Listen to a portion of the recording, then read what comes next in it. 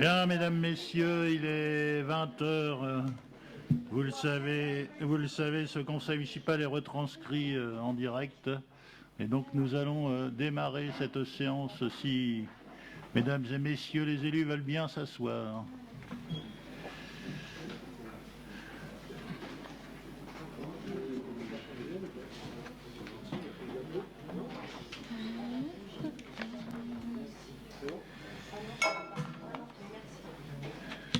Alors, je vous propose de désigner Madame Valérie Lefebvre comme secrétaire de séance. Est-ce que quelqu'un s'oppose à ce choix? Je ne vois personne s'opposer à ce choix. Donc, Madame Lefebvre va faire l'appel.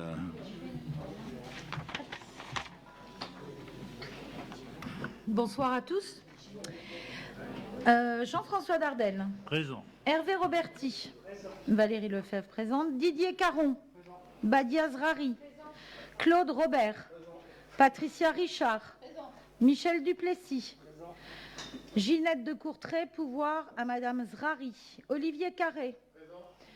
Sonia Viard, pouvoir à Valérie Lefebvre. Nicolas Promzy, pouvoir à Jean-François Dardenne. Léa Fatma Kaya. Mokhtar Alouache. Absent, pouvoir à Jean-François Dardenne. Marie-Josée Furtado. Elle va arriver. Jean-Michel Zakartchouk. Maria Lagache, pouvoir à Valérie Lefebvre le temps qu'elle arrive. Mehmet Atak. Malik Aker. Nurier Topal. André Mailleux. Pouvoir à Monsieur Claude Robert le temps qu'il arrive. Marie-Claude Decatoire. Yves Duchâteau. Annie Dupressoir. Nazer Tsimba Pépé. Imen Bouarbe. Alain Dolt. Pouvoir à Madame Zrari.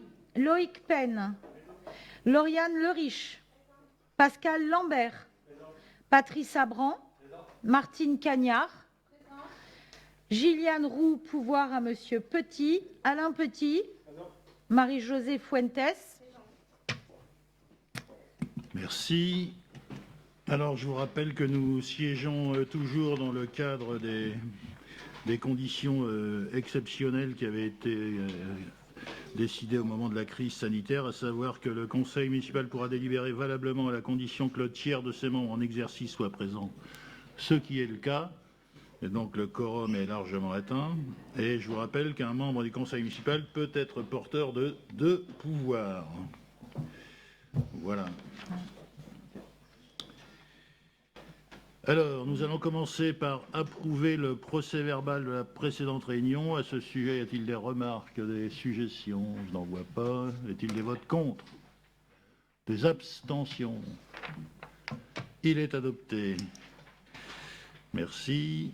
Alors, le compte-rendu des décisions prises par moi-même, par délégation, selon l'article L2122-22 du Code général des collectivités territoriales, vous a été transmis. Est-ce que vous avez des questions sur ces décisions? Oui. Bonsoir à tous.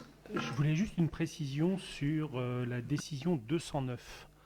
En fait, alors je ne l'ai pas devant les yeux, mais je vais la voir bientôt, qui était sur une mission d'aide à la maîtrise d'ouvrage pour une délégation de services publics liée à la petite enfance. Et en fait, ce que c'était exactement. Ce que c'est en fait cette... Nous sommes en train d'étudier la possibilité, au niveau de notre secteur petite enfance, d'étudier la mise en place d'une gestion déléguée, comme cela se fait dans d'autres collectivités qui nous sont proches. Ceci afin de nous permettre de répondre à 2 défis. Le premier, lié à l'évolution de la législation en la matière et une réponse optimale à apporter à ces changements, on va dire, de pratique. Et d'autre part, à la possibilité de développer notre offre petite enfance. Et donc, pour l'instant, l'affaire en est à ses premiers balbutiements. Mais ça concerne quoi exactement? Les crèches? Oui, bah ça, oui, en fait. la petite enfance, c'est les crèches. Oui. C'est faire une délégation de service public, donc oui. se retirer de la gestion municipale des crèches. C'est ça Non, l'idée c'est pas ça. C'est une vision idéologique que vous défendez là, monsieur Appel. C'est une question. En fait, c'est vague. En fait. Nous avons donc, en matière de petite enfance, des équipements. Nous avons une loi qui a été adoptée, si ma mémoire est bonne, en mars 2021. Et donc, afin de répondre aux nouvelles conditions issues de cette loi et aussi afin de développer l'offre de crèches, de places en crèche à Nogent-sur-Oise, nous sommes en train d'étudier la possibilité de cette gestion déléguée. Mais bien évidemment, une gestion déléguée ne veut pas dire que nous abandonnons la gestion des crèches. Ça veut dire que nous travaillons en liaison avec un opérateur. D'ailleurs, il y a pas mal d'opérateurs privés, mais de type associatif dans ce secteur, qui d'ailleurs répondent très, très bien aux exigences et aux critères en la matière. Bon, Voilà. Mais ceci dit, on en débattra sur le fond. Hein. Ouais, parce que la réponse Là, c'est logique, un mais elle est très vague, quoi. Enfin, je ne peux pas vous en dire plus, puisque pour l'instant, ce ne sont que les prémices. un prémisse. En sachant que tout est possible en la matière. Ok. Voilà. Pardon. D'autres questions? Oui. Bonsoir. Donc Bonsoir. moi c'est pour la question 223. Il y a de l'achat de 2000 litres de gasoil. Oui. Et on a encore après une décision un peu plus tard, la décision 289, où il y a encore 2000 litres de gasoil et 2000 litres de samplon 95. Et en fait, j'aurais voulu savoir l'inventaire du parc automobile de la ville. Oui, alors quand vous posez des questions comme ça en conseil municipal, prévenez-nous avant, parce que bon, je ne connais pas le nombre de véhicules à l'unité près. Ce que je sais, c'est que nous avons un parc de véhicules qui nous appartient, qui est en train de vieillir d'ailleurs. Je crois c'est entre, allez, je dirais une cinquantaine de véhicules. Pardon ? Quelqu'un me parle ? Didier réfléchit.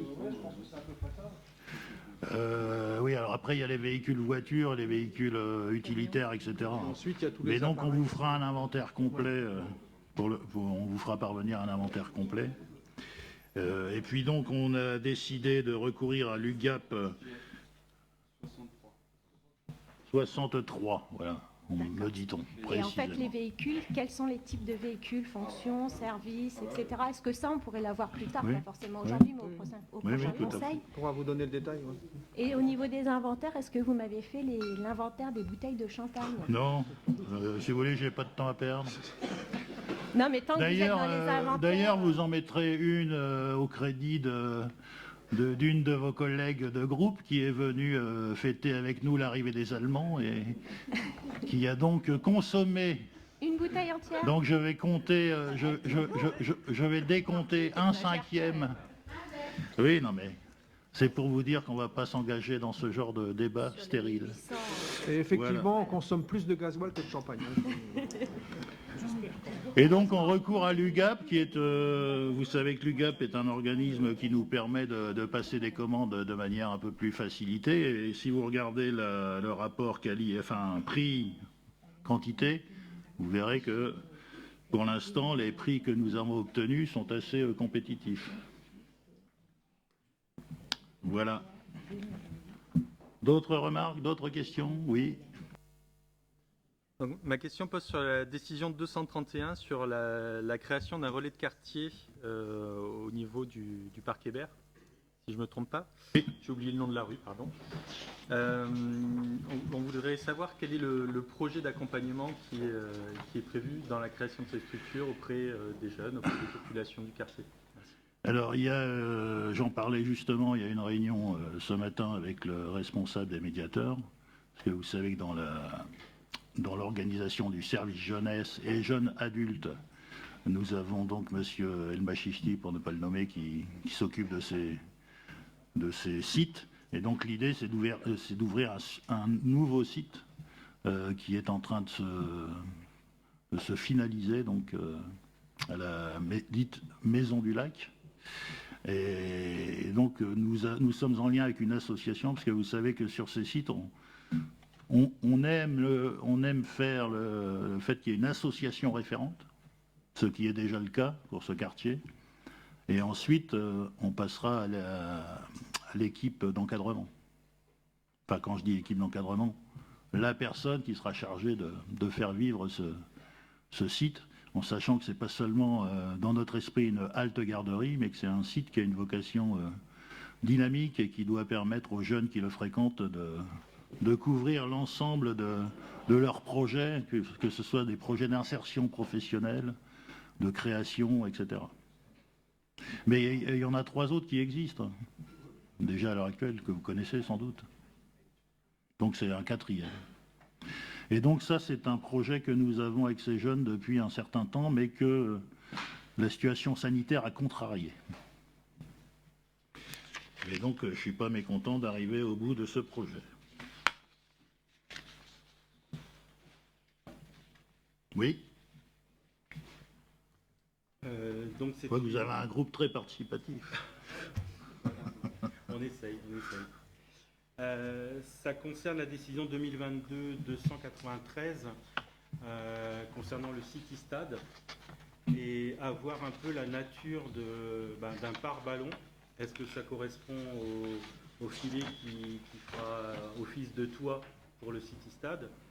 Et le filet de protection, je suppose que c'est un 2e rang de filet derrière pour les personnes qui habitent autour. Voilà, tout à fait. D'accord. Donc, alors, juste, cette décision a été annulée parce qu'on avait donc passé la commande du pare-ballon et du filet, sauf que en concertation avec les habitants du secteur, que vous devez connaître, on s'est aperçu que le filet de protection n'était peut-être pas nécessaire, le filet c'est au-dessus, parce que c'était plutôt un problème de ballon qui allait chez les voisins, et c'est plutôt une question de pare-ballon. Oui, parce que et donc de ce fait, on a annulé cette décision parce qu'on est en train d'affiner la réponse. D'accord. Et qui, je suppose, coûtera déjà en plus un peu moins cher que l'implantation de 2e filet.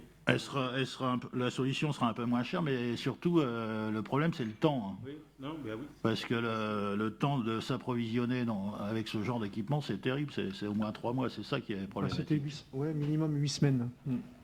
8 semaines d'appro. Alors, ça sera un bon point pour les personnes qui habitent autour de cette... Oui.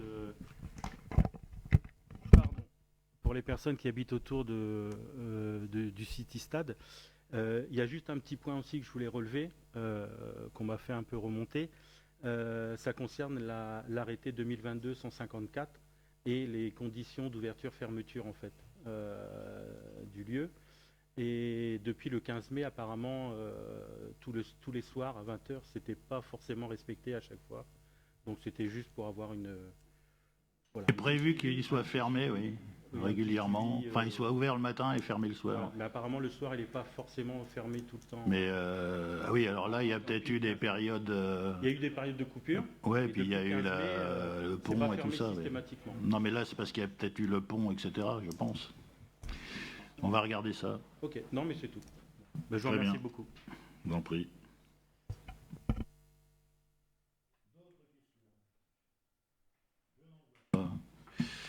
Merci. Nous allons donc rentrer dans cette séance de conseil municipal et je vais donner la parole à Jean-Michel Zakartchouk, qui est justement à mes côtés. Nous allons revenir sur la situation en Ukraine et donc ensuite Valérie Lefebvre nous présentera, ou Jean-Michel plutôt, nous présentera notre invité de ce soir. Bien, bonsoir à tous. Donc, je voudrais vous parler d'abord un petit peu de l'Ukraine. Au précédent conseil, nous avions voté une motion à l'unanimité de soutien au peuple ukrainien et on voit sur le fronton de la mairie le drapeau ukrainien. Et bon, voilà, c'est une façon aussi de marquer la solidarité de nos gens suroises avec l'Ukraine.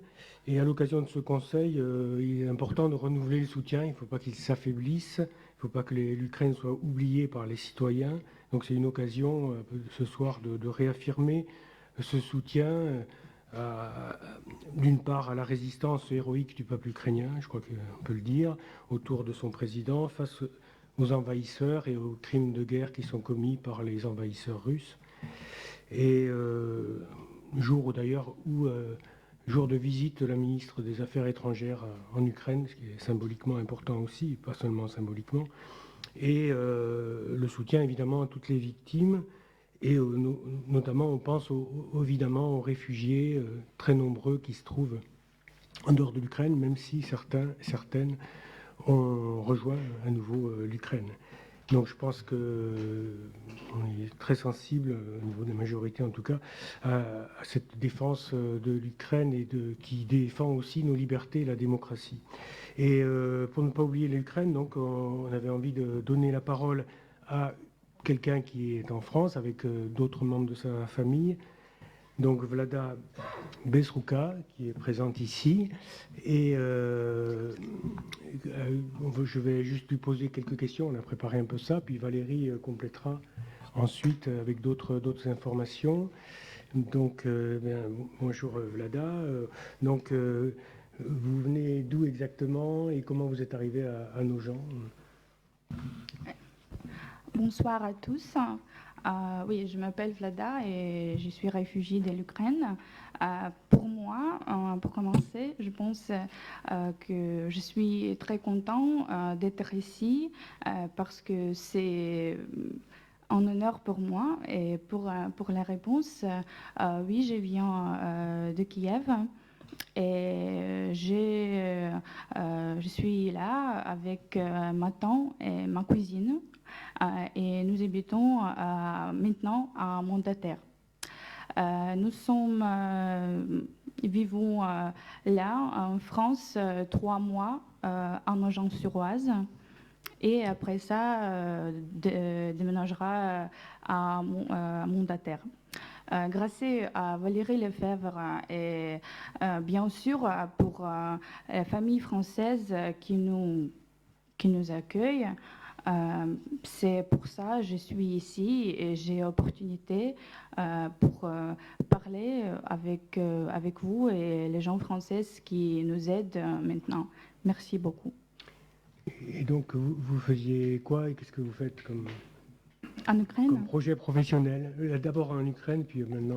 Oui, j'ai une licence d'histoire en Ukraine et j'ai fait mes études...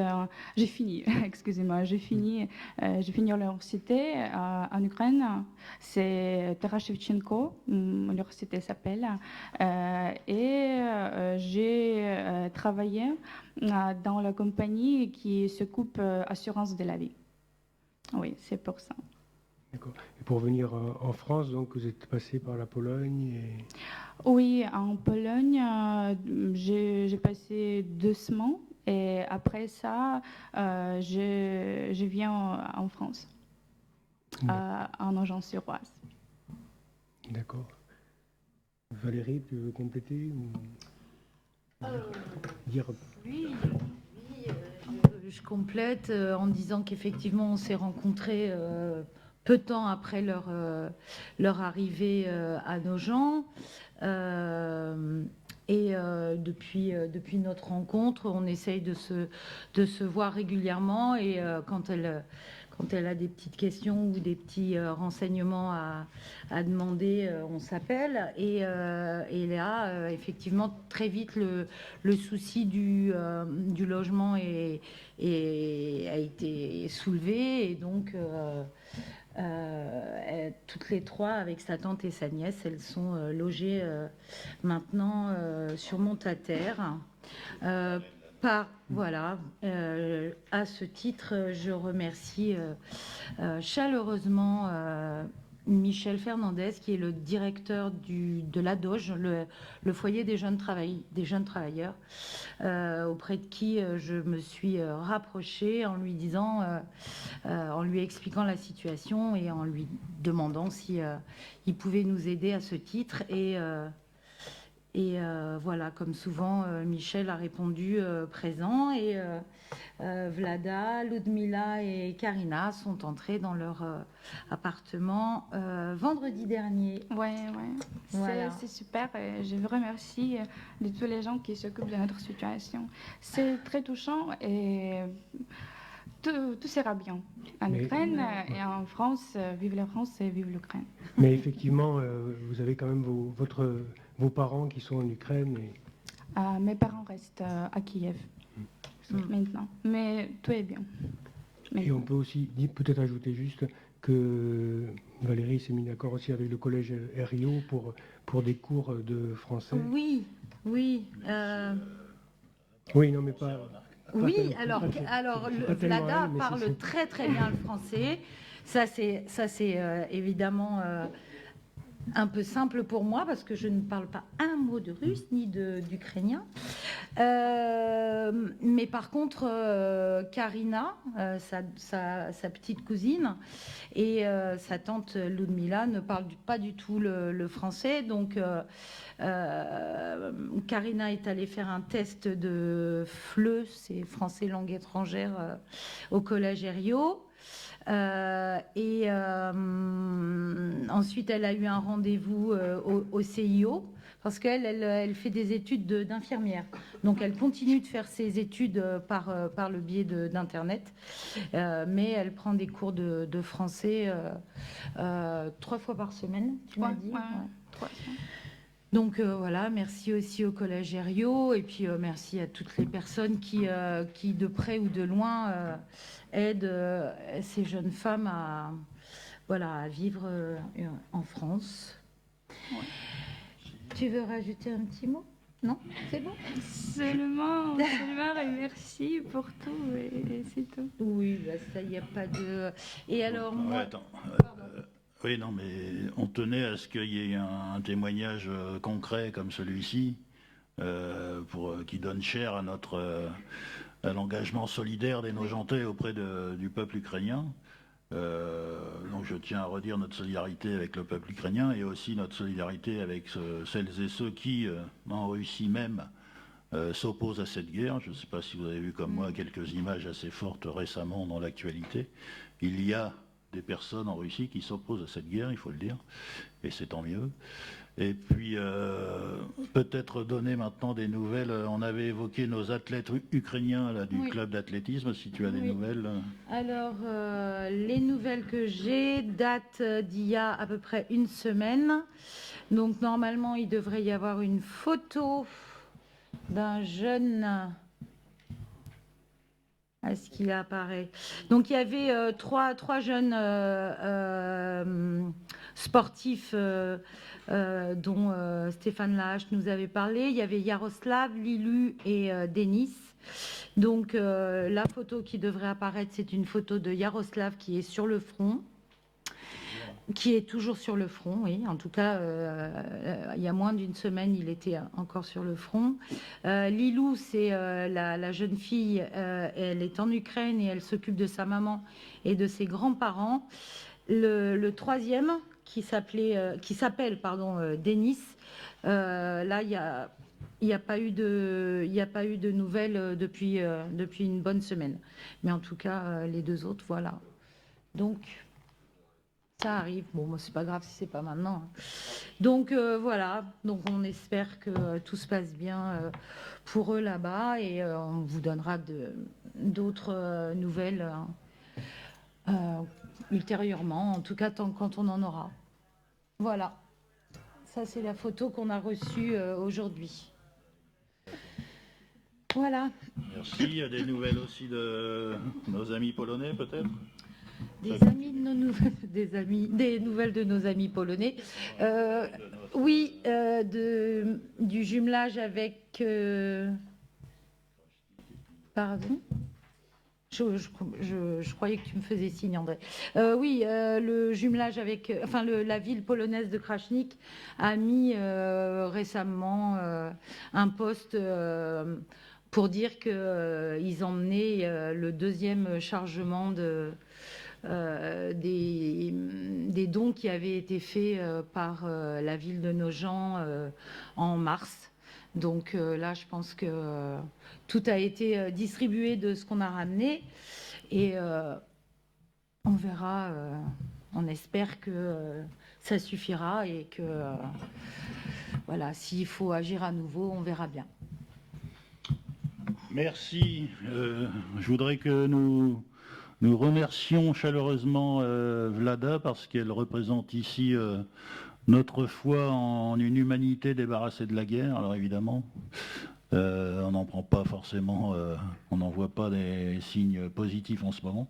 Mais donc, je vous propose qu'on applaudisse Vlada. Et surtout qu'on lui souhaite bon vent et bonne réussite dans les projets qu'elle entreprendra pour le futur. Merci à toi, merci à vous. Bien. Alors, nous allons rentrer dans le chapitre patrimoine et administration avec Didier Caron qui va nous parler du crématorium. Bonsoir à toutes et tous. Oui, c'est une délibération qui concerne la déclaration de projet liée à la création d'un crématorium. Donc, dès 2016, la commune de Nogent-sur-Oise a commandé la réalisation d'une étude de faisabilité en vue de l'implantation d'un crématorium sur son territoire. Cette étude, réalisée à l'époque par la société Espalia, faisait apparaître un potentiel qui s'est confirmé par la suite. La volonté de la commune s'est réellement concrétisée en 2019, lorsque le conseil municipal s'est prononcé sur le principe du recours à une délégation de service public pour le futur crématorium, confirmant ainsi sa volonté d'implanter une telle structure. Le 16 décembre 2019, au terme d'une procédure de mise en concurrence, la Société des crématoriums de France a été désignée en qualité de délégataire de service public pour le financement, la conception, la construction, l'entretien-maintenance et l'exploitation d'un crématorium sur la commune. Le contrat de concession a été conclu début 2020 pour une durée de 25 ans. Ce contrat prévoyait, pour des facilités de gestion, la création d'une société dédiée à cet effet. C'est ainsi que la société du crématorium de Nogent-sur-Oise a été créée courant 2020 par le délégataire.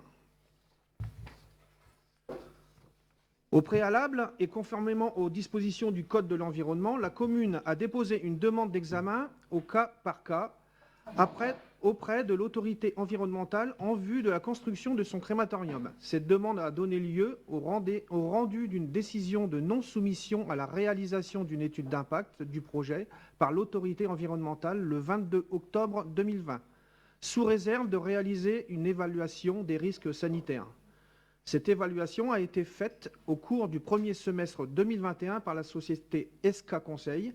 Elle ne relève aucun risque particulier dans le cadre du fonctionnement du futur crématorium. La réserve a dès lors pu être levée en septembre 2021 par l'autorité environnementale. En parallèle, le délégataire a procédé au dépôt du permis de construire. Celui-ci a été délivré par arrêté du 17 juin 2021. Le dossier du projet a été transmis à la préfecture de l'Oise pour avis du Conseil départemental de l'environnement et des risques sanitaires et technologiques. Il est prévu que le CODERST examine ce projet de crématorium au cours de sa séance prévue le 29 juin prochain. Le maire de la commune a ensuite prescrit l'ouverture d'une enquête publique à ce sujet qui a été réalisée du 8 mars au jeudi 7 avril. Cette enquête publique avait pour but de recueillir les observations éventuelles du public et de lui apporter toute information complémentaire concernant ce projet et ses implications. Dans le cadre de cette enquête, une seule personne s'est déplacée au cours des permanences du commissaire enquêteur afin de faire part de ses inquiétudes quant à l'opportunité et aux incidences financières pour la commune d'un tel projet. Le commissaire enquêteur a donc rendu son rapport, si annexé, et ses conclusions le 5 mai 2022, émettant ainsi un avis favorable à la réalisation du projet, tout en assortissant cet avis de plusieurs commentaires, enfin 2 commentaires et 7 recommandations. Alors, je vous fais grâce des recommandations, mais concernant les commentaires, en réponse aux 2 commentaires, elle a réservé mise en particulier, il peut être indiqué que, sur le premier commentaire, le commentaire économique, l'implantation d'un nouvel équipement sur le territoire pourrait effectivement, de fait, impacter l'activité des autres crématoriums existants, car il s'agit d'un marché économique concurrentiel. Néanmoins, ce risque est inhérent à tout secteur d'activité concurrentielle et ne peut pas être évalué précisément en amont. Et sur la réserve relative à la voirie, la commune a conscience de la configuration particulière des lieux qui pourraient être optimisés. La réflexion d'ailleurs est toujours en cours et les possibilités sont à l'étude dans cette zone qui pourrait faire l'objet d'un désenclavement en prolongeant la voie qui se termine actuellement en impasse. Dans l'attente de la réalisation de ce projet de voirie, la commune sera donc particulièrement vigilante sur les modalités de circulation et de stationnement une fois l'équipement réalisé, afin de prévenir tout désagrément. Le Code de l'environnement exige que la collectivité territoriale se prononce par une déclaration de projet sur l'intérêt de l'opération projetée. Les dispositions du Code de l'environnement précisent notamment que la déclaration de projet comporte les motifs et considérations qui justifient son caractère d'intérêt général et indique, le cas échéant, la nature et les motifs des principales modifications qui, sans en altérer l'économie générale, sont apportées au projet au vu des résultats de l'enquête publique. Outre l'avis de l'autorité environnementale, les résultats de l'enquête publique et le rapport, les conclusions et l'avis du commissaire enquêteur, qui sont joints à la présente délibération, l'ensemble des documents relatifs à ce projet sont consultables et communicables sur simple demande. Il convient donc de rappeler que le projet de création d'un crématorium justifie son intérêt général au vu des considérations suivantes. Il constitue une réponse aux évolutions des pratiques funéraires et répondra à un besoin de la population sur le territoire. Il se trouvera dans une localisation cohérente avec l'offre funéraire existante aux abords immédiats du deuxième cimetière de la commune, tout en préservant des caractéristiques architecturales permettant à l'équipement de s'adapter pleinement dans l'environnement. Il sera exploité par une société de rayonnement national ayant une activité spécialisée en la matière et une expérience forte. La commune apportera ainsi un service de qualité sur le territoire. L'équipement qui sera implanté sera performant. Il est envisagé sous un mode de gestion tel qu'il ne fera porter aucune charge financière directe pour la commune. Bien au contraire, cette activité générera des recettes supplémentaires pour la commune en ce que le délégataire devra payer à la commune délégante une redevance d'occupation du domaine public dans le cadre de l'exercice de son activité. La commune conservera, dans le cadre du contrat de délégation du service public, un droit de contrôle du délégataire lui permettant de maîtriser son activité. Il est donc demandé au conseil municipal de déclarer d'intérêt général le projet de création d'un crématorium sur la commune. Monsieur Caron pour cette synthèse d'une longue délibération relative à ce projet de crématorium. Y a-t-il des interventions à ce sujet, des questions, des demandes? Je n'en vois pas. Je le mets aux voix. Y a-t-il des votes contre? Des abstentions? Il est ainsi adopté. Et il lui reste à passer quelques étapes avant de devenir réalité, je le rappelle. En ce qui concerne le deuxième point, la commande publique, la parole est à Annie Dupressoir. Bonjour à tous. C'est le tarif du marché hebdomadaire 2022. L'exploitation du marché d'alimentation hebdomadaire résulte d'un contrat de concession signé le 18 mars 2008 avec la société Les Fils de Madame Géraud.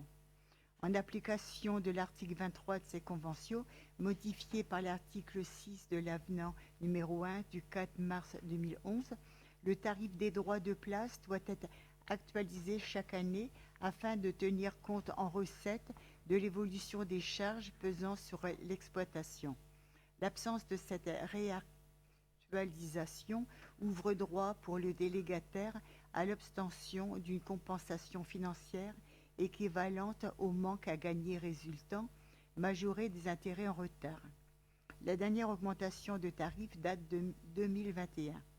Par courrier reçu le 1er avril 2022, le délégataire a ainsi adressé sa demande de réactualisation à la collectivité. Réglementairement, la Fédération nationale des syndicats des commerçants des marchés de France a été saisie de manière consultative par mail avec accusé de réception en date du 2 mai 2022. Cette dernière a répondu par courrier du 4 mai 2022 dans lequel elle a émis des remarques relatives d'une part à la compétence exclusive du conseil municipal dans l'intérêt des modalités de révision des droits de place et d'autre part aux différences de modalités s'appliquant aux abonnés et aux volants, proposant notamment l'établissement d'une remise pour absence aux abonnés. Ces points seront abordés avec le délégataire lors d'une prochaine réunion.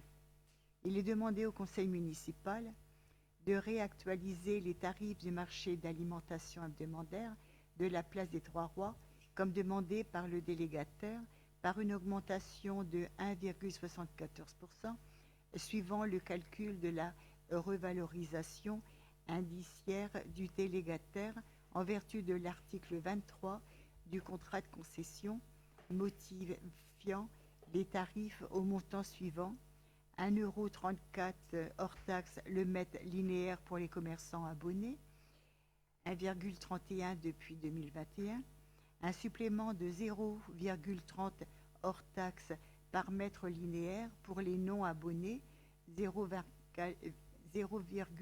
€ depuis 2021, montant minimum de règlement par chèque pour abonnés, 119,43 € hors taxe, c'est-à-dire 117,38 € depuis 2021.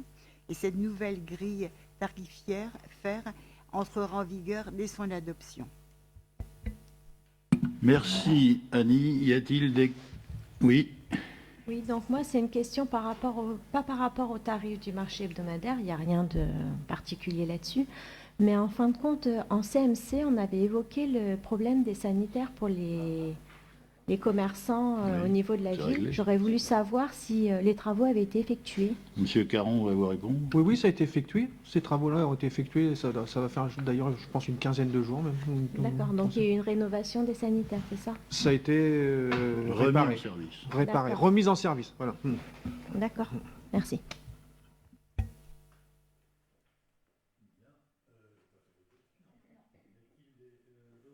Abstention, pardon. Non. Pas de vote contre. Pas d'abstention. Adopté. Le point suivant, Badi Azrari. Alors oui, on reste toujours sur les commandes publiques. Pour rappel, en juin 2021, le conseil municipal a voté pour l'attribution d'un marché à Dupont Restaurant. Et il a en charge la restauration en liaison froide pour toutes les restaurations scolaires, les accueils de loisirs collectifs, ainsi que la crèche Cap Canaille. Et pour uniformiser le mode de restauration de toutes nos structures, il reste une crèche qui va voir, on l'espère ce soir, rentrer dans le système. Donc il est donc nécessaire de passer un avenant 1 à l'accord cadre pour introduire cette prestation. Pour cette fois-ci, la crèche Croque-Sourire rue Schweitzer. Pour rappel, cette prestation concerne les enfants âgés de 4 à 36 mois. Le montant total des prestations supplémentaires à réaliser pour la société Dupont représente un montant maximum annuel de 38 000 € hors taxe. Le nouveau montant de cet accord cadre passe donc à la somme maxi de 838 000 € hors taxe par an. On demande ce soir au conseil municipal d'approuver la passation de cet avenant numéro 1 avec la société Dupont et d'autoriser monsieur le maire à signer l'avenant numéro 1 qu'on vous propose ce soir. Merci. Des questions? Des remarques? Je n'en vois pas. Je me revois. Y a-t-il des votes contre? Des abstentions? Adopté. Le point suivant, monsieur Mailleux, André Mailleux, pour le chauffage urbain. C'est la délib concernant la police d'abonnement au chauffage urbain de bâtiments communaux. Depuis la mise en place de la délégation de services publics de production et de la distribution de chaleur dans les bâtiments communaux en date du 19 septembre 2013 avec le délégataire NSO Énergie, de nouvelles polices d'abonnement ont été souscrites compte tenu des besoins de la commune en matière de fourniture de chaleur. En parallèle, certaines polices d'abonnement ont été résiliées. En effet, dans ce cadre, au-delà de sa qualité d'autorité délégante au service du public du chauffage urbain relevant de sa compétence, la commune est également usagère et abonnée à ce service public pour ses besoins propres. Les élus sont ainsi informés des derniers mouvements suivants. Suppression de sites suite à des cessions de biens immobiliers. Il y en a 3. Ça concernait 3 pavillons, sous-station 29, sous-station 30 et sous-station 31.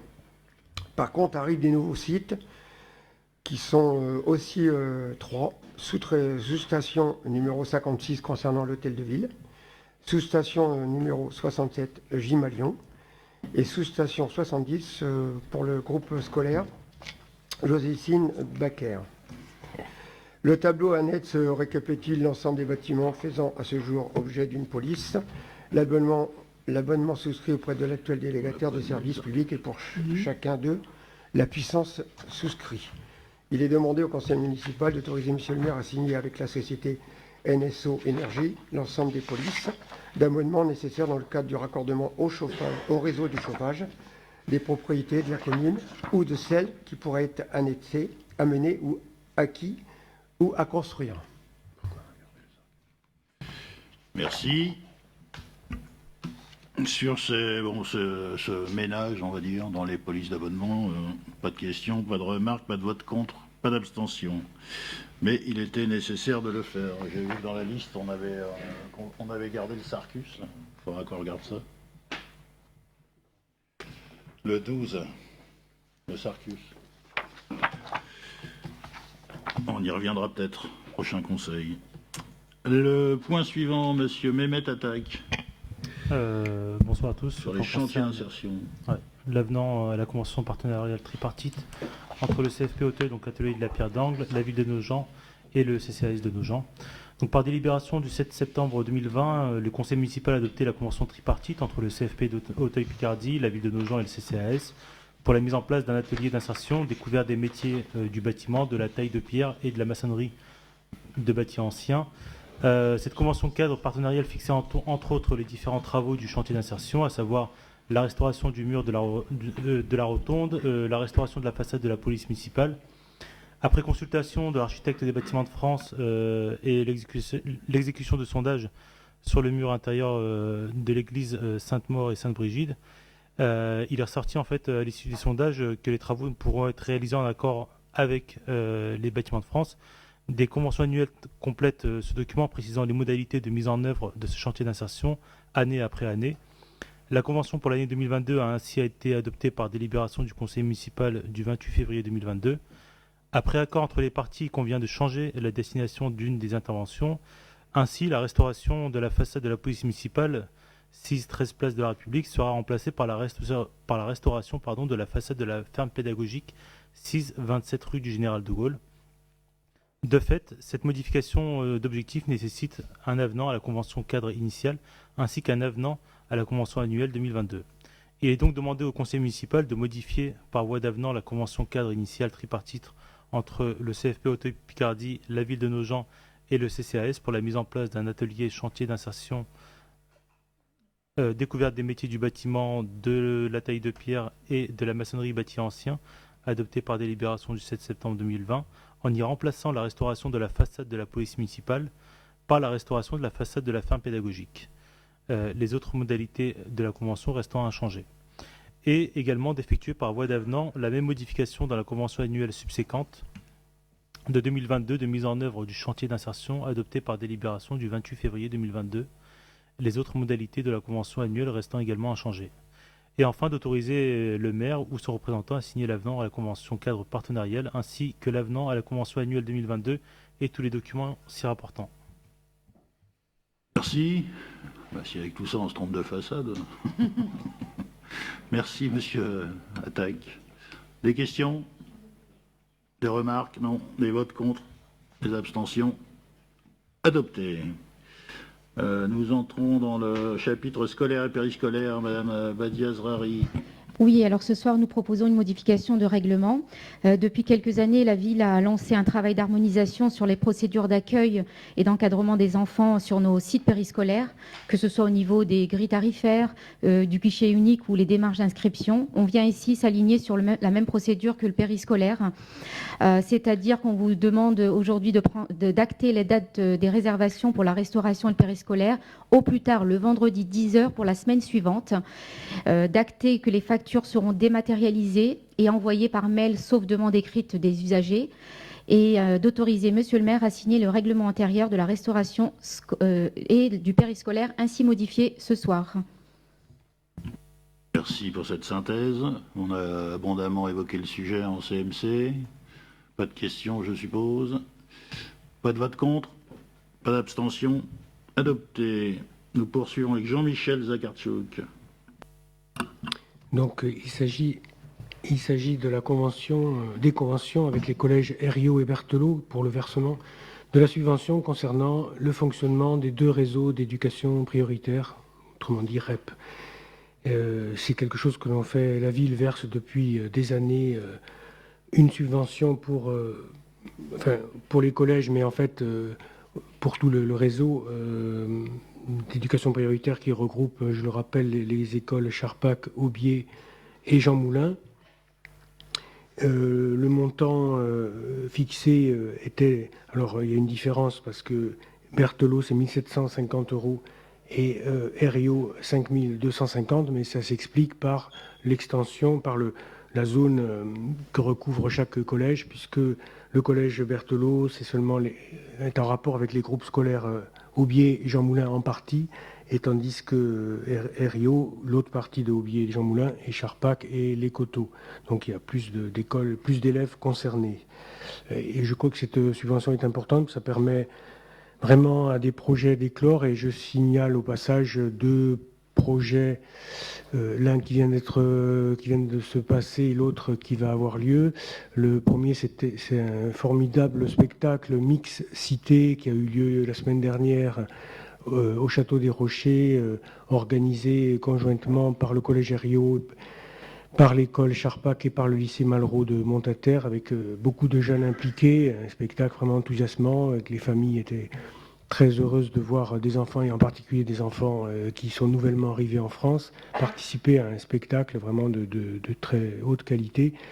Et c'est aussi des crédits qui permettent de faire ça, en partie, même s'il y a d'autres partenaires. Et puis, le vendredi prochain, le 3 juin, il y a Science en scène, qui existe aussi depuis très longtemps, mais qui n'a pas pu avoir lieu sous cette forme ces 2 dernières années. Donc c'est un retour sur la scène du Château des Rochers. Et là aussi, j'invite tous ceux qui peuvent à venir voir ce spectacle scientifique, avec la présence en plus de 2 scientifiques, dont une glaciologue et réputée nationalement, puisque c'est dans le cadre de la main à la pâte, qui est un des piliers de ces projets de REP. Puis il y a plein d'autres projets, et la ville participe au comité de pilotage du REP. Il y en avait un qui avait lieu aujourd'hui. Donc le versement de cette subvention fait l'objet d'une convention qui fixe les obligations de chaque partie, mais qui est reconduite, qui est celle déjà en vigueur. Donc il est demandé au conseil municipal d'approuver le renouvellement de ces conventions avec les 2 réseaux, mais qui travaillent ensemble, dans les mêmes conditions, d'approuver le versement donc de 1 750 € pour le REP de Berthelot et 5 250 pour le REP de Herriot, et d'autoriser monsieur le maire à signer les conventions si annexées, ainsi que tout document afférent. Merci. Pas de questions à ce sujet. Accord, je suppose, unanime sur le fond. Pas d'abstention, pas de vote contre. Adopté. Le point suivant, les coopératives et associations scolaires. Badia Zrari. Oui, alors ce soir, nous vous proposons de faire une demande de subvention qui va être à destination des subventions versées aux coopératives scolaires. Pour rappel, le calcul se fait ainsi: 109 € par classe pour les écoles maternelles et 24,10 € par enfant scolarisé en classe de CM2 pour les écoles élémentaires. Dans le détail, nous proposons de verser une subvention pour les maternelles, 5 363 € au total pour toutes les maternelles, 9 350 € pour toutes les écoles élémentaires. Les détails sont bien évidemment dans la délibération. Chaque école a sa somme.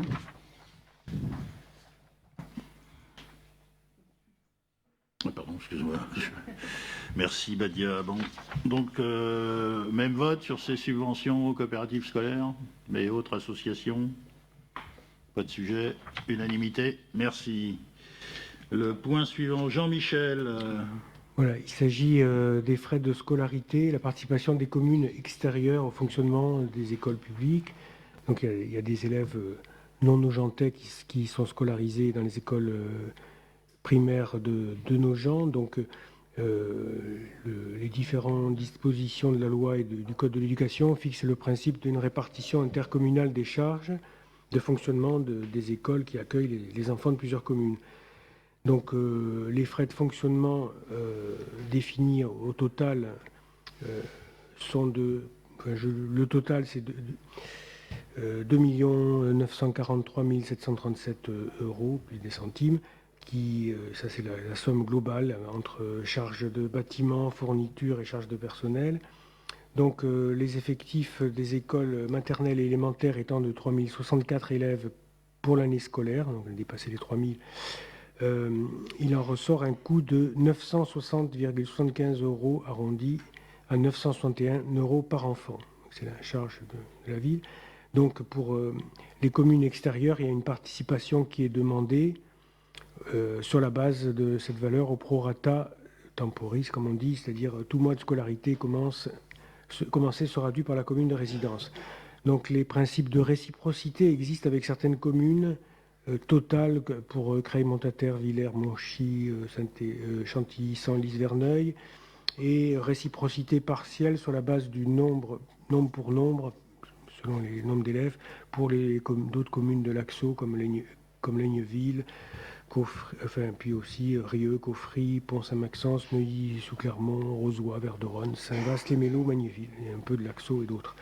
Donc, sont demandés au conseil municipal de fixer la participation aux frais de scolarité pour l'année 2022-23 à 961 € par enfant, de mettre en place un système de revalorisation annuelle de ces frais selon l'indice INSEE, puisque donc, chaque année il y a une revalorisation, et de réétudier le montant des dépenses de fonctionnement liées à la scolarisation des enfants tous les 3 ans. Maintenant, c'est le nouveau dispositif, c'est tous les 3 ans, pour réévaluer le montant de participation aux frais de fonctionnement des communes extérieures, de permettre donc à M. le maire de réclamer toute participation aux communes extérieures, d'autoriser M. le maire à signer les conventions dans le cadre d'accords de réciprocité, soit totale, soit partielle, comme on vient de le dire.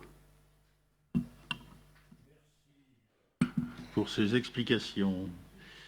Donc là, il s'agit de délibérer sur une somme qui représente des frais. Pas de questions, pas de remarques, pas de vote contre, pas d'abstention. Adopté. Nous abordons le point jeunesse et jeunes adultes. Monsieur Olivier Carré a la parole. Oui, ce soir, nous vous proposons de modifier la grille tarifaire des AESH maternelles et élémentaires. L'objectif de cette modification est d'optimiser le montant de l'aide financière de la CAF de l'Oise, qui est basé sur un taux horaire et non sur une journée complète. Et donc proposer de modifier cette grille tarifaire avec la mise en place d'une tarification à l'heure. Notons que cette nouvelle tarification n'impacte que très peu les familles et conserve bien entendu les tranches du quotient familial en reprenant le tarif actuel partagé en 9 heures correspondant à l'amplitude horaire de présence obligatoire, soit de 8h30 à 17h30. À cela s'ajoute une période d'accueil facultative du matin qui a lieu de 7h30 à 8h30 et de départ du soir de 17h30 à 18h30.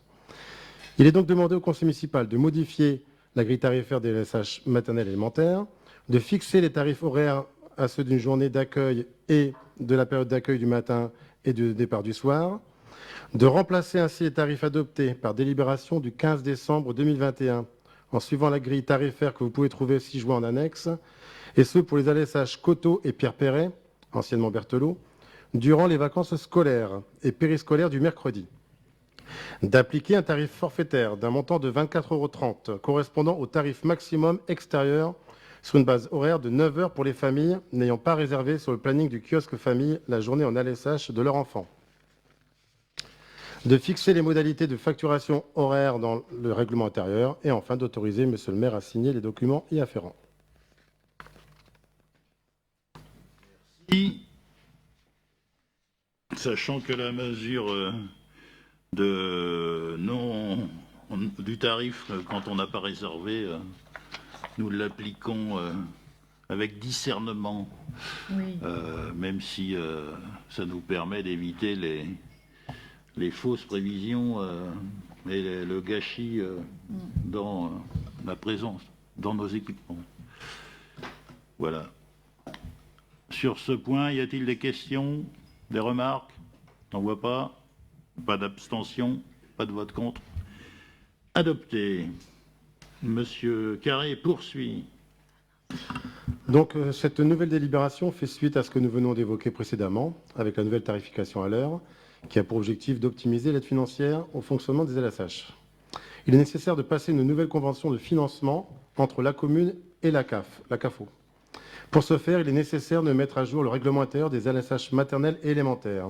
Il est donc demandé au conseil municipal d'adopter le nouveau règlement intérieur des accueils de loisirs sans hébergement extrascolaire et des maternelles AESH Coteau et des élémentaires AESH Pierre-Perret que vous avez ci-joint en annexe, permettant d'optimiser le montant des aides financières de fonctionnement de l'État et de ses structures.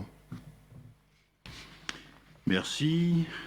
Je mets aux voix, tout en rappelant que la dénomination Pierre Perret est en cours d'accord avec la personne en question, et que donc il faudrait éviter de l'appeler Pierre Perret avant qu'on ait finalisé cette discussion. Donc si on pouvait, je vous propose de voter la délibération, mais en enlevant Pierre Perret et en mettant le LSH pour Berthelot. Pour l'instant, on va garder cette dénomination-là. D'accord. J'ai fait voter du coup. Je sais plus. Pas d'abstention, pas de vote contre. Adopté. Le point suivant, c'est Imen Bouarbe. C'est ça? Bonsoir.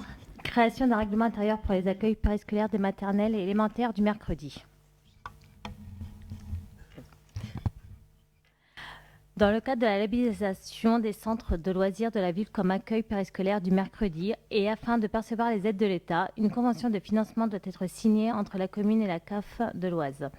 Pour cela, un règlement intérieur est nécessaire pour cet accueil du mercredi des maternelles et élémentaires. Il est demandé au conseil municipal d'adopter ce règlement intérieur des accueils du mercredi des Coteaux pour les maternelles et Pierre Perret pour les élémentaires. Donc le règlement est en annexe 6 juin qui rappelle du coup l'accueil des enfants de la petite section à la CM2, les périodes d'accueil, les modalités d'inscription, la procédure de dérogation, le fonctionnement des périscolaires du mercredi, l'organisation, la surveillance médicale, les sanctions disciplinaires ainsi que les modalités de règlement. Donc même remarque précédemment en ce qui concerne le nom Pierre Perret. Je mets aux voix, moyennant cette remarque, y a-t-il des votes contre, des abstentions? Adopté. Et donc Monsieur Carré reprend la suite. Oui, donc il s'agit d'optimiser toujours la prestation du service d'accueil de l'ASH extrascolaire versé par la CAF de l'Oise. La convention d'objectifs et de financement 2017-00089 est modifiée au niveau du mode de calcul de la subvention, passant de l'option 2 à l'option 1. Le paiement se fera sur facturation à l'heure et par enfant, et l'unité de calcul de cette prestation de service se fera en fonction du nombre d'heures figurant sur la facture à la famille. Pas d'autres modifications sur les clauses de la convention. Il est donc demandé au conseil municipal d'autoriser monsieur le maire à signer l'avenant de la convention d'objectifs et de financement, si annexé avec la CAF de l'Oise, relatif au changement d'option de mode de calcul de cette subvention dite prestation de service accueil de loisirs sans hébergement extrascolaire pour une facturation à l'heure et par enfant. Voilà. Et ce qui termine le travail de remise à niveau qui a été entamé avec la CAF de l'Oise. Et donc je remercie le service jeunesse d'avoir fait ce travail, bon, un peu fastidieux mais nécessaire. Voilà. Pas de remarques. Je mets aux voix. Pas d'abstention, pas de vote contre. Adopté. Nous passons à la culture avec Madame Valérie Lefebvre. Convention triennale de partenariat artistique entre la ville de Nogent-sur-Oise et la compagnie du fer à coudre. La ville, depuis 2008, développe une politique culturelle afin de construire un espace commun de partage pour améliorer la cohésion sociale de sa population. Dans cette continuité, la ville souhaite associer la compagnie du fer à coudre à son projet de développement territorial par l'art et la culture. Ce partenariat permettra à la compagnie de mener ses travaux de recherche et de création en lien étroit avec la ville et ses habitants. Celui-ci sera conclu par une convention triennale qui précisera les modalités telles que le lieu de résidence artistique de l'association, 19 rue de la Gillière, en face du cimetière, dans les bâtiments de l'entrant, les engagements de la compagnie vis-à-vis de la collectivité, tant sur le plan artistique et culturel qu'en matière de communication, les modalités relatives aux subventions allouées par la ville et les actions culturelles développées par la compagnie. Il est donc demandé au conseil municipal d'approuver les termes de la convention triennale de partenariat artistique si annexée avec la compagnie du fer à coudre et d'autoriser en conséquence monsieur le maire à signer cette convention.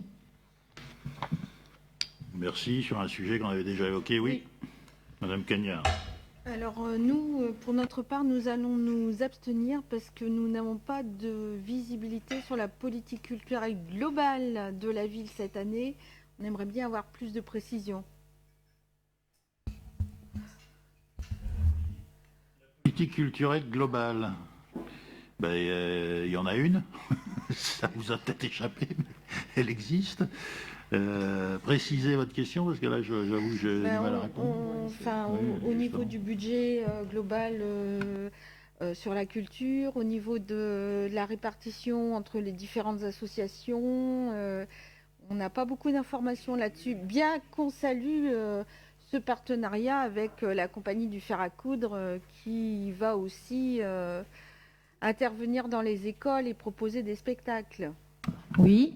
Quand tu parles des associations, des subventions culture pour les associations, tu parles du fer à coudre, de la faïencerie, De l'ex-OMCE, du gymnasium, de la médiathèque.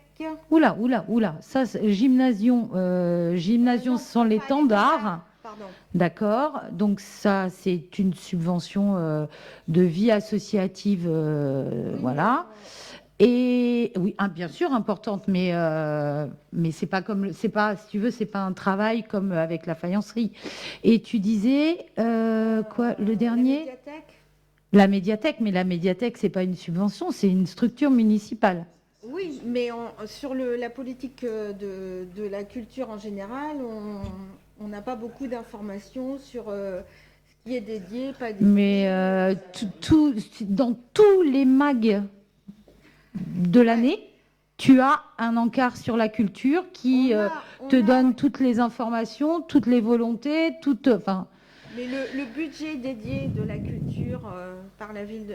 D'accord. Et est-ce que tu as posé la même question pour le sport, moi, je veux bien je l'ai pas exactement en tête mon budget culturel, mais je veux bien te le donner. Je vais demander à Philippe Saint-Léger de me ressortir tous les documents. Si derrière la question se glisse un procès d'intention sur le fait qu'on ne mettrait plus autant d'énergie et autant de dynamique dans la culture, je réponds clairement, ce n'est pas le cas. Et moi, je serais blessée aussi. Non, c'est pas du tout ça. Oui, d'accord. Peut-être c'est trop.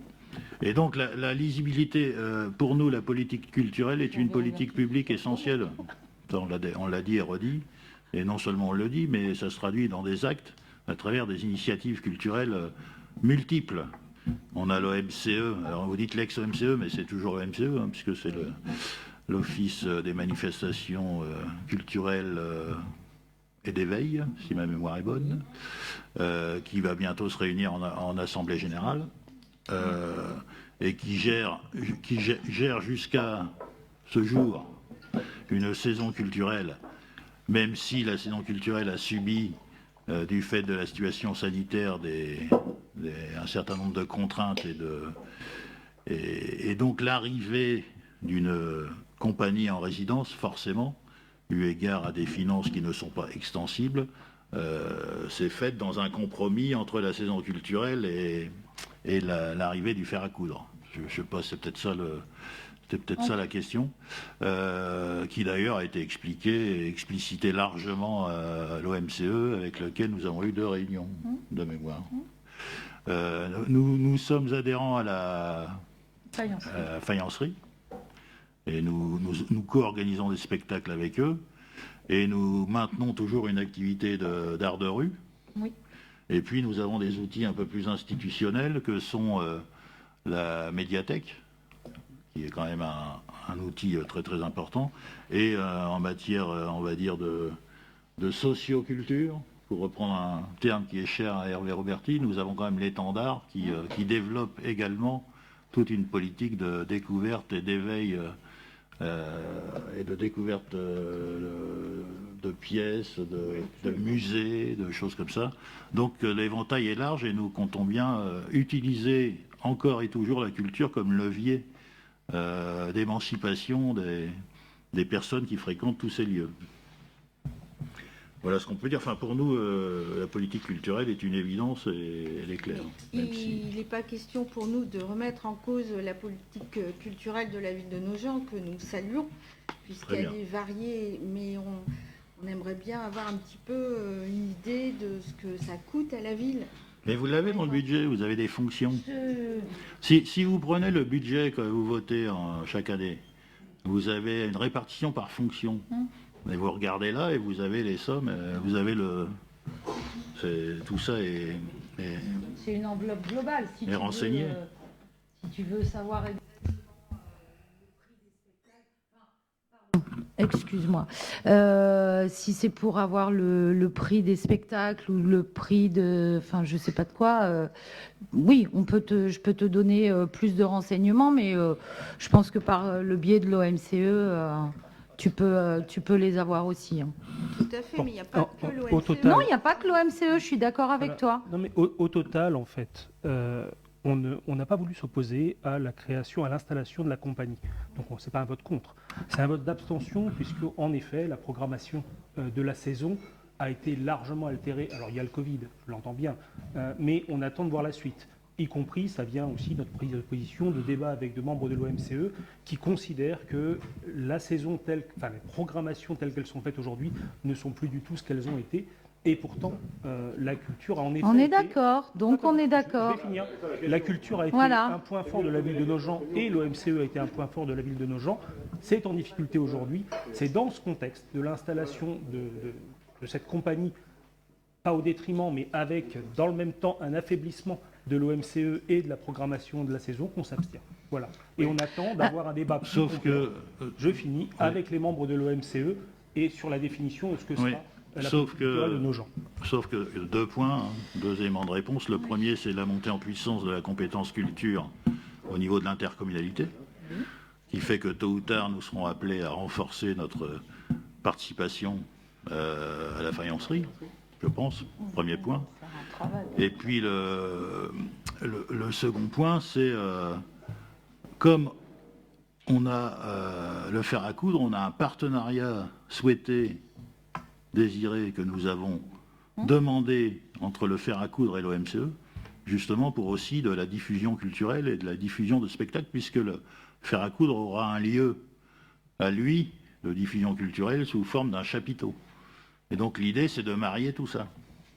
Voilà. J'entends bien, le chapiteau sera pas très loin de chez moi d'ailleurs, c'est plaisant. Mais en l'occurrence, j'attends de voir quelle discussion il y aura entre l'OMCE et le fer à coudre. Et dans ce cadre-là, j'attends de voir la politique culturelle qu'on pourra en sortir. Donc pas d'opposition à l'installation du fer à coudre, mais une abstention en attendant la définition complète. Abstention que je regrette. Oui. Mais voilà, c'est ainsi. Surtout pour un sujet... Donc je mets aux voix, sauf s'il y a d'autres interventions. Y a-t-il des abstentions donc J'en vois 5. Y a-t-il des votes contre Y a-t-il des votes pour? On va faire un décompte parce que peut-être que ça a du mal à suivre. Qui est pour? Voilà, c'est bon? C'est bon, monsieur Foin? Merci. Nous passons maintenant, toujours Valérie, au CCPM. Les tarifs du Conservatoire communal de pratique musicale pour l'année scolaire 2022-2023. Les tarifs que vous avez sous le début de cette délibération, tarifs qui ont été présentés aussi en CMC 4 et tarifs qui sont inchangés par rapport à l'an passé et qui sont, je le rappelle, comme Jean-François l'avait dit en CMC, harmonisés avec les CCPM de Creil et l'école de musique de Montataire parce que les profs, il y a des profs de nos gens qui vont ailleurs. Enfin voilà. Donc il vous est demandé d'approuver les tarifs 2022-2023 du CCPM comme ils sont indiqués sur cette délib. Voilà. Merci. Merci Valérie. Sur ces tarifs, qui d'ailleurs n'ont pas bougé, si ma mémoire est bonne. Non, oui. Pas de remarques, pas de vote contre, pas d'abstention. Adopté. Nous passons au sport avec Monsieur Duchâteau. Est-ce que vous vous trouviez au Stade de France récemment, Monsieur Duchâteau? Non, pas du tout. Mais j'ai observé les événements. Bien, bonsoir à tous. Subvention exceptionnelle à l'Académie de boxe Alain Marion, au titre de sa participation à l'école municipale des sports. Lors du conseil municipal en date du 28 mars 2022, il a été décidé de verser une subvention exceptionnelle de 500 € pour toutes les associations qui participent à l'école municipale des sports. Depuis de nombreuses années, l'association Académie de boxe Alain Marion participe activement à cette action. Il est demandé au conseil municipal d'octroyer cette subvention exceptionnelle de 500 € à la BAM pour leur participation à l'EMS. La BAM qui vient d'organiser un gala de boxe ce samedi au Château des Rochers, qui a connu un large succès et qui nous a confirmé que la BAM avait en son sein un champion qui est retenu pour les Jeux Olympiques de Paris en 2024. Au moins un. Au moins un, parce qu'il y en a d'autres également derrière. Et donc merci à la BAM pour cette belle organisation. Et si je dis merci à la BAM, je dis merci aussi à nos amis de Team NSO qui également engrangent des belles victoires dans l'ensemble de leurs déplacements. Je mets aux voix cette subvention exceptionnelle, pas d'avis contre, pas d'abstention, adopté. Nous passons maintenant aux relations sociales, et donc Hervé Roberti. Oui, bonsoir à tous. Il s'agit de la création du comité social territorial et de sa formation spécialisée. Faire un peu l'économie du principe, cette nouvelle structure va se substituer au comité technique et au CHSCT, comité d'hygiène, sécurité et de conditions de travail, dans le cadre d'une nouvelle loi, donc appliquer des lois qui ont été votées. Et donc cette nouvelle instance aura néanmoins une formation spécialisée qui sera mise en place. Autrement dit, aucune des compétences des deux structures précédentes ne sera remise en cause. Ce qui est important de savoir, c'est que nous avions déjà fixé lors du 28 mars 2022 le nombre de représentants du personnel pour ce CSCT, qui sera donc de 6 titulaires et 6 suppléants, 12 personnes, et des représentants de la collectivité.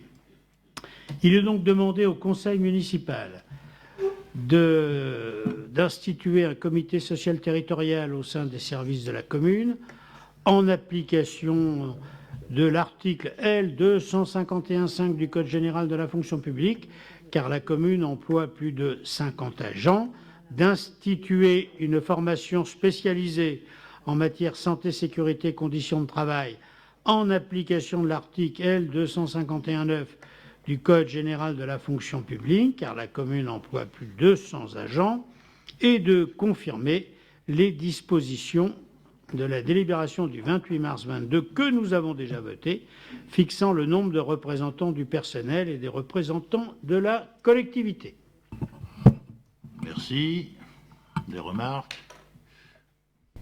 Oui, juste la remarque que j'ai déjà faite en commission pour expliquer l'abstention que nous allons émettre. C'est une loi qui ne relève pas de la commune, puisque c'est nationalement que ça a été décidé, donc nous sommes contraints de retranscrire par une délibération cette loi. Nous nous abstenons, alors parce que en fait cette création, à notre sens et pas seulement au nôtre, remet en cause une partie des compétences des CHSCT qui ont fait la preuve de leur efficacité non seulement dans la gestion de l'hygiène, de la sécurité au travail, mais aussi durant la pandémie de Covid-19. La formation spécialisée qui va les remplacer n'a pas les mêmes pouvoirs en termes d'autosaisine, d'audit, et peut être finalement dessaisie d'une partie des dossiers par le président du conseil territorial, en ce sens qu'il peut avoir un droit d'évocation en séance plénière et qu'il ne confie pas l'intégralité des dossiers à la formation spécialisée. Alors je sais, c'est un petit peu technique, mais c'est juste mon expérience syndicale qui parle en disant que c'est pas un très bon coup pour les travailleurs et puis pour les salariés des différentes fonctions publiques et du privé, puisqu'on a eu la même problématique dans le privé.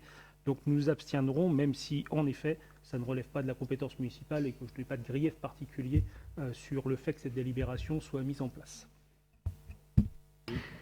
Bien, nous ne faisons qu'appliquer la loi et vous avez bien noté que la représentation du personnel sera aussi large, voire un peu plus que ce qu'elle était précédemment, puisqu'il y aura 6 titulaires et 6 suppléants. Et donc dans ce comité, il y aura en permanence possibilité de la présence de 12 salariés, ce qui est plus que ce qui existait antérieurement. Donc c'est un procès d'intention politique. Vous avez la raison de faire ce procès, mais je pense que nous appliquons la loi. Ce n'est pas un procès d'intention politique, c'est aussi le fonctionnement de ces assemblées et l'application qu'on peut en faire dans le cadre syndical. Donc là, ce n'est pas qu'un procès politique, et là-dessus, je me retrouve avec de nombreux syndicalistes qui ne sont pas de ma sensibilité, où on a tous eu le même avis sur la disparition des CHSCT. Voilà, mais je le redis encore, en effet, je réprouve cette loi. Je ne mets pas la commune en responsabilité à ce sujet. Ben non, c'est pas nous qui avons voté la loi, bien évidemment. Oui. Non, je mets... J'ai pas d'autres remarques. Je mets aux voix, donc abstention. 5. Oui. Vote contre, il n'y en a pas. Adopté par le reste de l'Assemblée. Monsieur Nazer Tsimba Pépé, pour une astreinte. Bonsoir tout le monde. Il s'agit de l'astreinte résidence Saint-Exupéry. Conformément aux dispositions de l'article 5 du décret numéro 2001-623 du 12 juillet 2001, l'organe délibérant de la collectivité ou de l'établissement détermine les cas dans lesquels il est possible de recourir à des astreintes, les modalités de leur organisation et la liste des emplois concernés.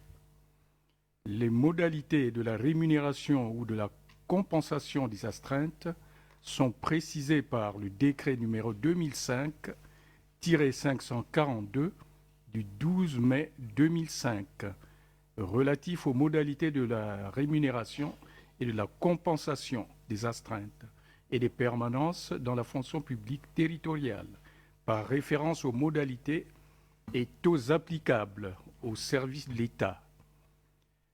Le régime des astreintes applicables aux agents de la commune a été mis à jour par la délibération du 16 novembre 2020. Les agents d'encadrement de la résidence Saint-Exupéry sont régulièrement appelés à intervenir en dehors de leurs horaires de travail pour gérer des situations particulières, problèmes techniques, gestion des situations difficiles, entre autres. Il est donc nécessaire de régulariser cette situation en organisant une astreinte à cet effet. Il est demandé au conseil municipal de compléter la liste des astreintes approuvées par la délibération du 16 novembre 2020 portant régime des astreintes par les dispositions suivantes. Astreinte résidence Saint-Exupéry. Objet de l'astreinte, intervention de l'équipe d'encadrement de la résidence Saint-Exupéry pour la gestion des situations particulières en dehors des horaires du travail. Ensuite, organisation et emploi concernés, l'astreinte est assurée du lundi 8h au lundi suivant 8h, à tour de rôle par la directrice de la résidence et son assistante. Le calendrier des astreintes est établi trimestriellement par la directrice, d'accord avec son assistante. L'astreinte est déclenchée sur appel téléphonique de l'agent de permanence. Il est demandé donc au conseil municipal, entre autres, de préciser que cette astreinte sera indemnisée selon les modalités fixées par la délibération du 16 novembre citée ci-dessus. Et enfin, il est demandé au conseil municipal d'inscrire les crédits correspondants au budget de la commune. Merci. Sur cette astreinte à RSE, résidence Saint-Exupéry, pardon, pas de remarques, pas de vote contre, pas d'abstention. Adopté. Patricia Richard pour la délibération suivante. Alors, bonsoir à tous. Cela concerne une convention de prestation de services avec l'AXO pour le pilotage du plan de formation intercommunal. Donc, le 29 mars 2018 a été approuvé par le conseil municipal la passation d'une convention avec l'AXO pour la gestion d'un plan de formation intercommunal, qui lui-même d'ailleurs entrait dans un schéma de mutualisation dès 2016. Le 1er septembre 2021, l'AXO a repris le pilotage de la réalisation de ce plan de formation et un poste de chargé de mission mutualisation a été pourvu à l'AXO. Il convient donc d'établir une nouvelle convention entre l'AXO et chaque ville adhérente au dispositif, donc Creil, Montataire, Nogent-sur-Oise et Villers-Saint-Paul, pour encadrer cette prestation et en définir les modalités. La contribution annuelle de chaque collectivité s'élève à 0,39 € par habitant. Précision, les villes conservent la maîtrise de la formation des agents et leurs inscriptions aux sessions. Il est donc demandé, et tous les détails sont dans le projet annexé, il est demandé au conseil municipal d'approuver les dispositions figurant dans le projet de convention, d'autoriser monsieur le maire à signer ladite convention et d'inscrire les crédits correspondants au budget de la commune. Sur cette mutualisation, pas de remarques, pas de vote contre, pas d'abstention. Adopté. La suivante, c'est Malika Kerr. Bonsoir à tous. Donc, il s'agit de la vacation de pédiatre. L'intervention d'un pédiatre vacataire s'avère nécessaire dans les structures de la petite enfance afin d'assurer le suivi médical des enfants accueillis, notamment les mesures à prendre en cas de maladie contagieuse, l'établissement de protocoles et les visites d'admission de certains enfants. Donc, il est demandé au conseil municipal d'approuver le recrutement d'un pédiatre vacataire entre le 1er juin et le 31 décembre 2022 pour un volume maximum de 60 heures pour la période et de fixer le taux brut horaire de la vacation à 45 €, d'inscrire les crédits correspondants au budget de la commune. Merci. Sur ce point, pas de remarques, pas de vote contre, pas d'abstention. Adopté. La suivante, c'est monsieur Claude Robert. Alors, la protection fonctionnelle d'un agent de la police municipale.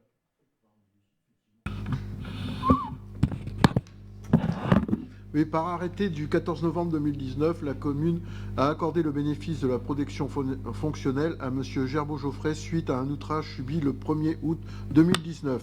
L'auteur des faits a été condamné par jugement le 4 mars 2021 à verser la somme de 50 € au bénéfice de M. Gerbeau-Geoffrey en réparation de son préjudice moral. La collectivité publique est tenue de protéger l'agent contre les atteintes volontaires à l'intégrité de sa personne, les violences, les agissements constitutifs de harcèlement, les menaces, les injures, les diffamations ou les outrages dont il pourrait être victime sans qu'une faute personnelle puisse lui être imputée. Elle est donc tenue de réparer, le cas échéant, le préjudice qu'il en est résulté. Donc la collectivité publique est subrogée aux droits de la victime pour obtenir des auteurs des faits mentionnés aux articles L134.5, 134.6 et L134.7 la restitution de la somme versée à l'agent public ou aux personnes mentionnées dans l'article 134.7.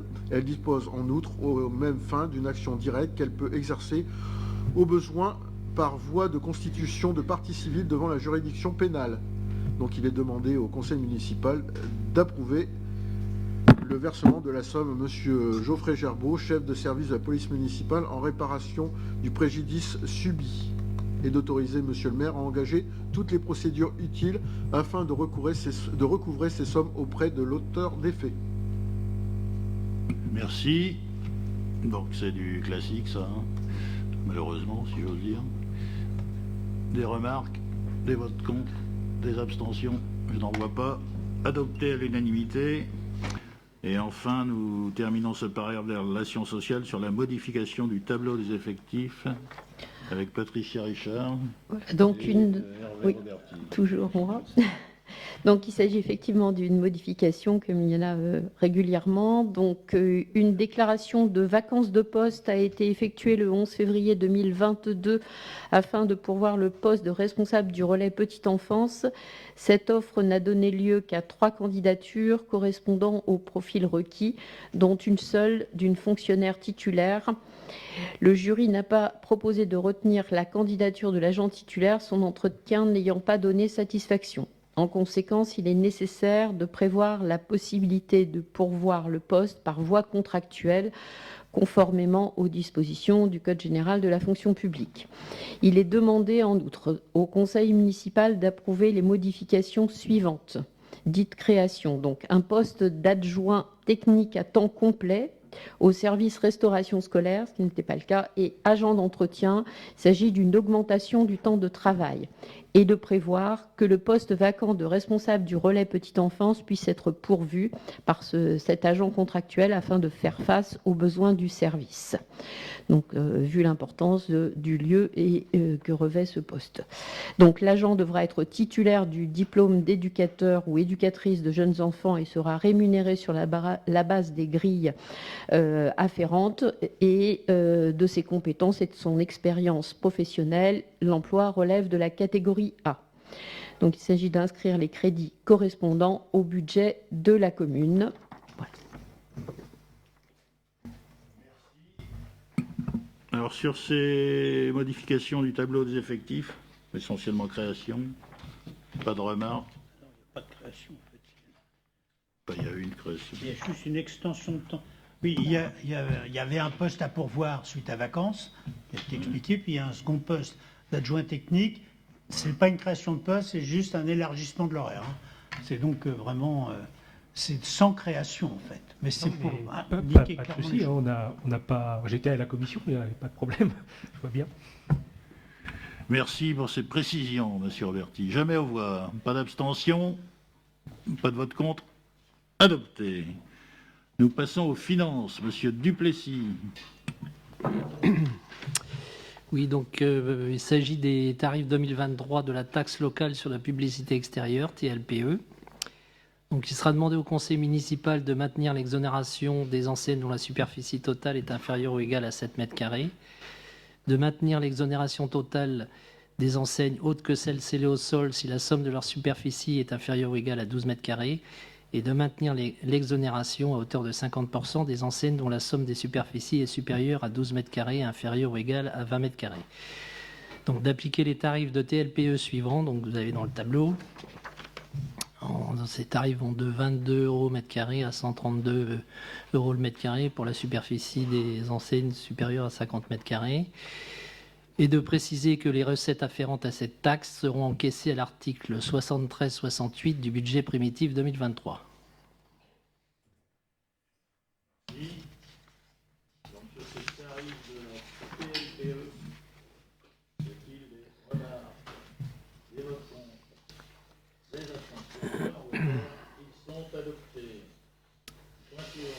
Les admissions en non-valeur 2022, donc c'est sur proposition du trésorier principal.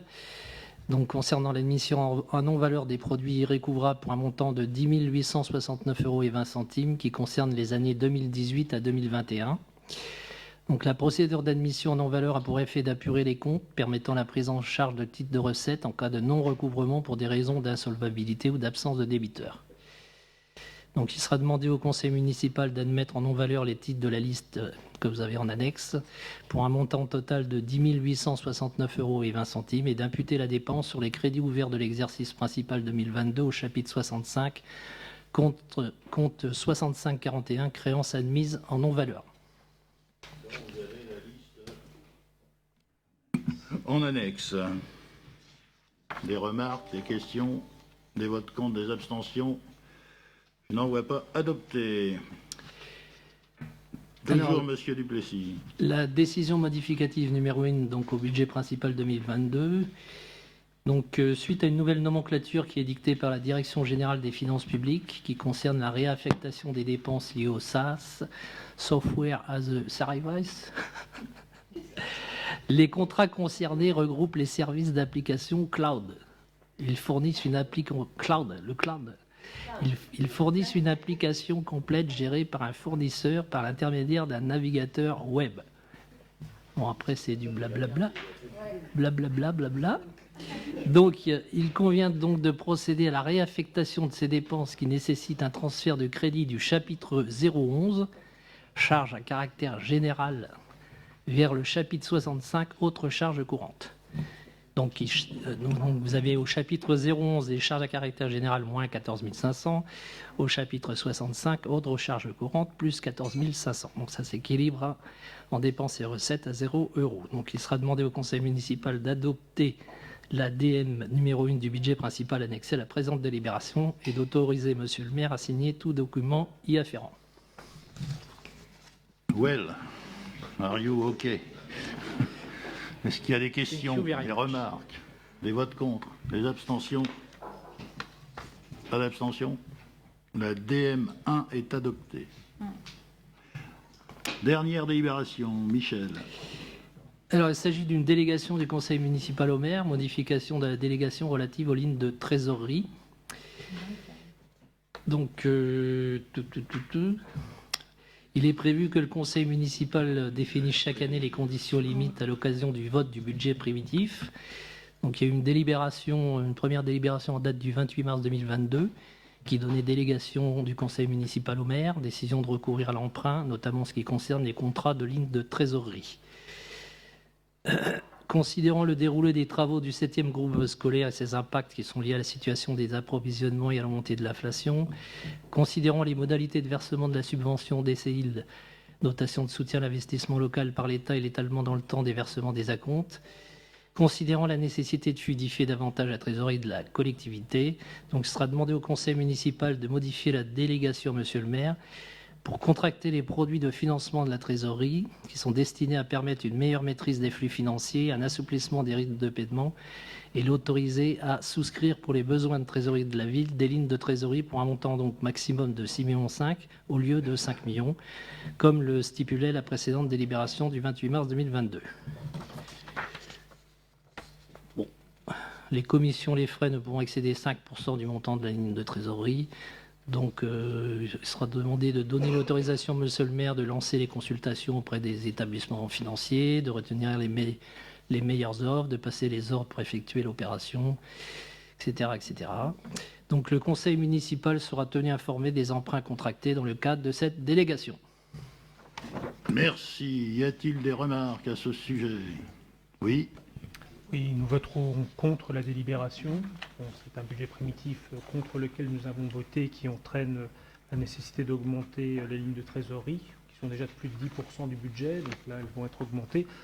C'est pas étonnant qu'on ne le vote pas. Par ailleurs, on parle des travaux du 7e groupe scolaire. Alors on l'a annoncé en commission, je ne sais plus qui l'a annoncé, si c'est vous, enfin, qu'on ne pourrait pas avoir le 7e groupe scolaire pour la rentrée du fait de l'avancement des travaux. J'ai vu que ça avait été annoncé sur le chat de ce conseil par la ville de Nogent, donc on l'avait désormais annoncé officiellement. En fait, les questions se posent encore. Oui, j'ai suivi. Donc les questions se posent encore dans la ville. Je pense qu'il faut donner cette information plus largement que juste par la voie du conseil municipal, en fait. Hein. Voilà. Mais c'est vraiment là une demande pour que les choses soient claires pour les parents qui se posent encore des questions. Voilà. Alors, pour répondre à votre question, on a fait un communiqué, une note que j'ai fait envoyer par le guichet unique. Donc, toutes les familles qui ont un enfant scolarisé, quel que soit l'âge, ont reçu déjà le mail pour les informer. On est passé aussi par le site de la ville. Pour ceux qui n'ont pas d'enfants scolarisés mais qui veulent visiter notre site, ils ont l'information aussi. D'accord. Là, on a vraiment ciblé toutes les familles nogentaises. Du coup, ma remarque ne vaut plus. Merci beaucoup. Avec plaisir. Juste une réponse sur la trésorerie. Pourquoi on augmente la ligne de trésorerie quand même? Parce que j'ai lu votre future tribune dans le magazine municipal et c'est pas bien ce que vous faites, je voulais vous le dire. Parce que là, vous êtes en train d'affoler les Nogentais sur des bases qui sont fausses. C'est pas parce qu'on augmente la trésorerie qu'il n'y a plus d'argent. Hein. Je vais vous expliquer pourquoi. On a choisi d'éventuellement recourir à de la trésorerie. Les taux d'intérêt sont en train de monter. J'ai fait une petite étude. En 2018, les taux d'intérêt, c'était 1,10%. En 2020, on était à 0,56% en moyenne. Et en 2021, c'est remonté à 0,62%. Actuellement, en février et mars, il y a eu un petit affolement sur les taux d'intérêt, lié évidemment à la montée de l'inflation. Et donc, on ne nous propose plus d'emprunt à taux fixe. Parce que les taux d'intérêt ont atteint ce qu'on appelle le taux d'usure. Le taux d'usure, c'est pour ceux qui ont un prêt immobilier, c'est le taux effectif global. Donc c'est le taux de là desquels les banques ne peuvent pas aller. Et bien évidemment, comme les banques ne peuvent pas s'enrichir comme elles le souhaitent, elles ne proposent plus de taux fixe. Et donc on revient au taux variable. Et qui dit taux variable dit manque de lisibilité dans le temps. Un taux variable, évidemment, ça varie dans le temps, selon ce sur quoi il est indexé. Et donc, l'idée, c'est peut-être, en attendant que les marchés financiers se calment, parce qu'évidemment, les analystes économiques et financiers nous disent que ça augmente pour le moment, mais que ça va se tasser ou pas. Ça dépend des analystes.